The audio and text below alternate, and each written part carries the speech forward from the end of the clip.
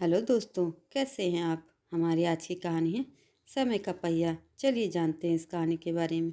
माँ बाप दोनों में से कोई एक फॉर्म भर रहा था और दूसरा बच्चों को रंगों, जानवरों, फलों के नाम सिखाने की कोशिश में था। कोई बच्चों की कविताएं बच्चों से सुनने की चेष्टा में था। बड़ा ही रोचक नज़ारा था।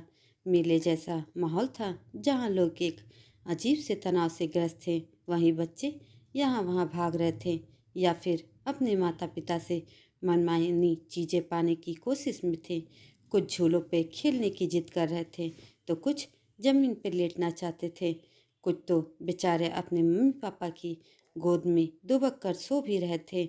माँ बाप बच्चों को बहुत सारा लालच भी दे रहे थे। यह नज़ारा था एक बड़े स्कूल के नर्सरी कक्षा के 3-4 वर्ष के बच्चों के एडमिशन का। तेज रफ्तार में बढ़ते युग की सबसे बड़ी कीमत तो शायद इन बच्चों को ही चुकानी पड़ती है। समय के साथ साथ बच्चों की मुश्किलें भी बढ़ती ही जा रही हैं और सामाजिक दरारें भी। इस अंधाधुंध दौड़ में बचपना तो मानो खो सा ही गया है। इसी उम्र से शुरू हो जाता है तनाव का एक ऐसा कभी ना खत्म होने वाला दौर। सुनील और दीक्षा की खुशी की कोई सीमा नहीं रही जब उनके बेटे अमित के दाखिले का पत्र स्कूल से प्राप्त हुआ। दोनों ने अब चैन की सांस ली। अगले ही दिन स्कूल जाकर प्रवेश संबंधी सभी कार्यवाही पूरी कराए थे। अमित के लिए स्कूल की ड्रेस, पुस्तकें इत्यादि भी ले गए आए थे। अगले सप्ताह से स्कूल खुलने वाले थे। चूँकि स्कूल उनके घर के पास ही था तो अमित को स्कूल छोड़ने के लिए जिम्मेदारी सुनील के पिता जी ने अपने ऊपर ले ली।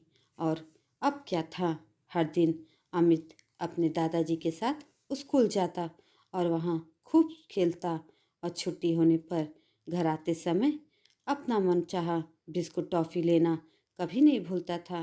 रास्ते में अपने सारे दिन की घटनाएं वह अपने दादाजी को सुनाता। दोनों ही खुशी में झूमते हुए घर आते। वक्त का पहिया इसी तरह तेजी से घूम रहा था। समय के साथ साथ अमित बड़ा हो गया। आज वह आईआईटी में प्रवेश के लिए जा रहा था।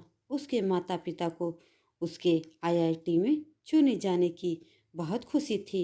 खुश तो दादाजी भी थे, लेकिन फिर भी वे अपने आप को संभाल नहीं पा रहे थे। वे सोच रहे थे कि कैसे रहेंगे वे अपने इस नन्हे दोस्त के बिना। और यही सोचकर आंसू उनकी आंखों से रुक ही नहीं रहे थे।